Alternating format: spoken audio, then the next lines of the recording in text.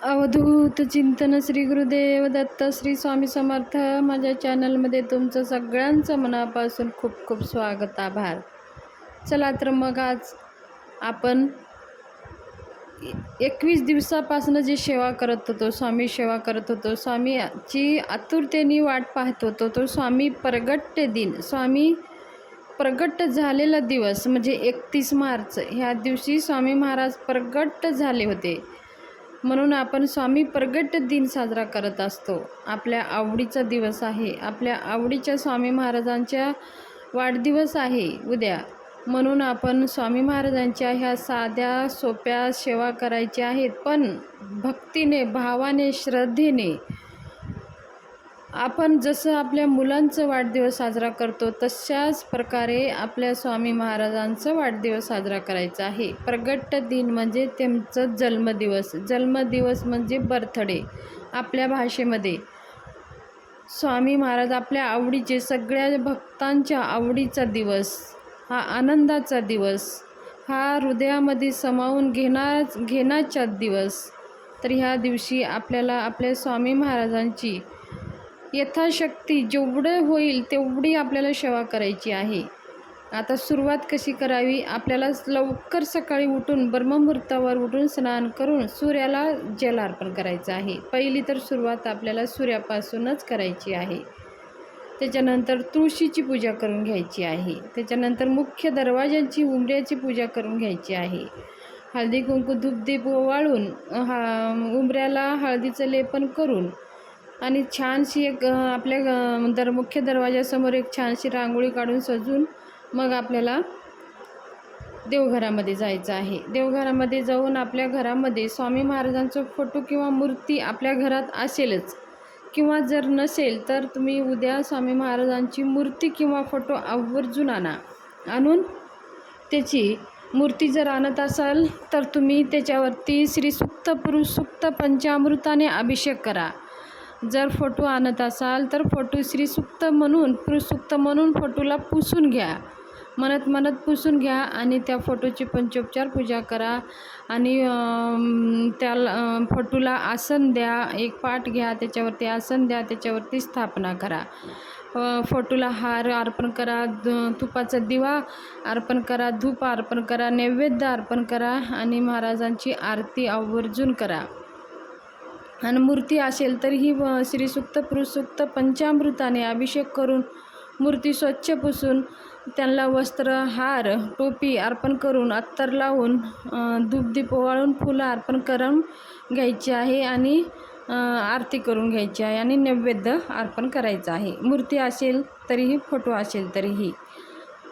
मग आपल्याला ही जी बेसिक सेवा झाल्यानंतर आपल्या घरची देवांची सेवा, पूजा करून घ्यायची आहे. घरची सगळी पूजा करून मग आपल्याला सेवा करायची आहे. जर तुम्ही आतापर्यंत जर स्वामी सेवा करत नसाल तर तुम्ही स्वामी सेवा करायला उद्यापासून महाराजांसमोर एक नारळ, खडी साखर अर्पण करा. आपल्या मनातली इच्छा सांगा आणि ते नारळ, खडी साखर स्वामी महाराजांसमोर ठेवून स्वामी महाराजांना नवस करा. जर तुम्ही सेवा करायला सुरू करत असाल, स्वामी सेवा करायला सुरू करत असाल तर नारळ, खडी साखर ठेवून त्यांना सांगा की आजपासनं मी तुमची सेवा करत आहे. श्री स्वामी समर्थ मंत्रांचं 11 माळी आणि श्री स्वामी चरित्र सारामृत ह्यांचे 3 अध्याय दररोज मी वाचणार आहे आणि 11 वेळेस तारक मंत्र म्हणणार आहे. माझ्या जीवनातल्या जे काही समस्या आहेत ते दूर होऊ द्या आणि माझ्याकडनं तुमची सेवा करून घ्या, हे विनंती आपल्याला करायचं आहे स्वामी महाराजांना. आणि नारळ, खडी साखर स्वामी महाराजांसमोर ठेवून आपल्याला सेवा सुरू करायची आहे. जर तुम्ही आधीपासून स्वामी सेवा करत असाल तर तुम्ही स्वामी महाराजांना हेच विनंती करायची आहे, हे स्वामी महाराज, मी आतापर्यंत तुमची सेवा करत आलेली आहे, पुढे पण तुम्ही अशीच मला सेवा माझ्याकडनं करून घ्या आणि माझ्या सेवेमध्ये खंड पाडू नका. हा स्वामी महाराजांना नवस करायचा आहे. स्वामी महाराजांना नवस असा करायचं नाही की स्वामी महाराज माझी हे काम होऊ द्या की मी तुम्हाला 1 किलो पेढे देते, स्वामी महाराज माझं ते काम होऊ द्या की मी तुम्हाला 10 नारळ देते. असला नवस कधीही स्वामी महाराजांना करायचा नसतो. स्वामी महाराजांना कोण आहे आपण देणारे? स्वामी महाराजच आपल्याला देत असतात. स्वामी महाराजांना देण्याची आपली काय ताकद आहे, ते ब्रह्मांड नाही काय आहे, ते भक्त वत्सल आहेत, प्रत्येकाच्या हृदयामध्ये समावलेले आहेत. आपण त्यांना काय देऊ शकतो? ते जी ब्रह्मांड हे धरती त्यांनीच तयार केलेली आहे, त्यांनीच बनवलेलं आहे, सगळं कणाकणामध्ये त्यांचाच वास आहे. तर आपण त्यांना काही देऊ शकत नाही.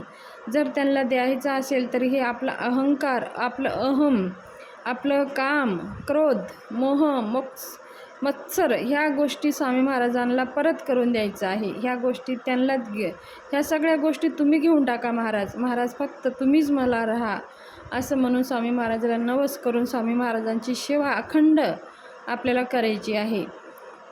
असं केलं. सेवा झाल्यानंतर जर आपल्याला वेळ असेल तर एका स्वामी महाराजांच्या मंदिरामध्ये, मठामध्ये जाऊन आपण स्वामींचं दर्शन घेऊन यथाशक्ती आपल्याला दान धर्म करायचं आहे. त्याचबरोबर स्वामी महाराजांना बघा, नैवेद्य आपण घरामध्ये जे काही नैवेद्य बनवलेलं आहे ते नैवेद्य आपण दररोज दाखवतो. पण स्वामी प्रगट दिन असल्यामुळे त्यांच्या आवडीचं नैवेद्य त्यांना दाखवायचं आहे. आवडीचं नैवेद्य म्हणजे त्यांना भाजीमध्ये भाजी, घेवड्याची भाजी खूप आवडते आणि लाडूमध्ये लाडू, हे बेसनाचे लाडू महाराजांना खूप आवडतात. तर आपल्या नैवेद्यामध्ये बेसनाचे लाडू आणि घेवड्याची भाजी ही 2 असायलाच पाहिजे. बाकीच्या भाज्या तुम्ही करू शकता, पण ह्या 2 भाज्या पण त्याच्यामध्ये ॲड पाहिजे.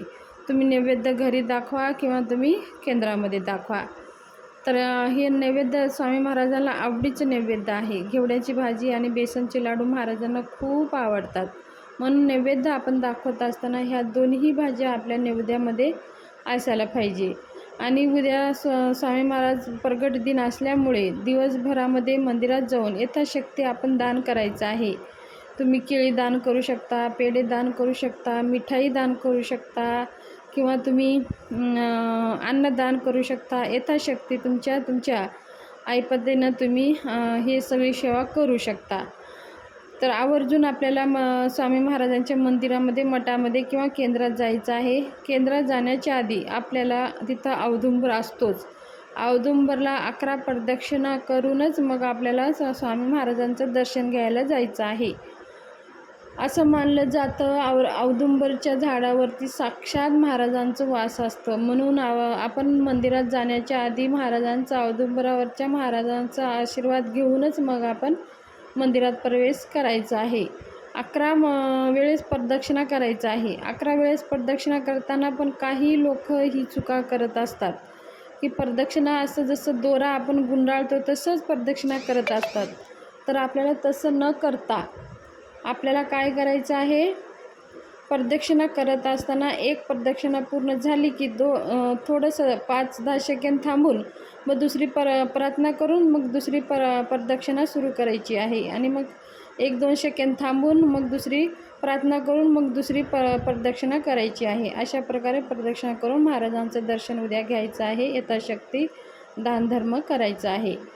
तर ही स्वामी प्रगट दिनाविषयी तुमच्याशी माहिती शेअर करावीशी वाटली. जर माहिती माझी आवडली असेल तर माझ्या चॅनलला सबस्क्राईब करा, लाईक करा आणि जास्तीत जास्त ग्रुपमध्ये हा व्हिडिओ शेअर करा.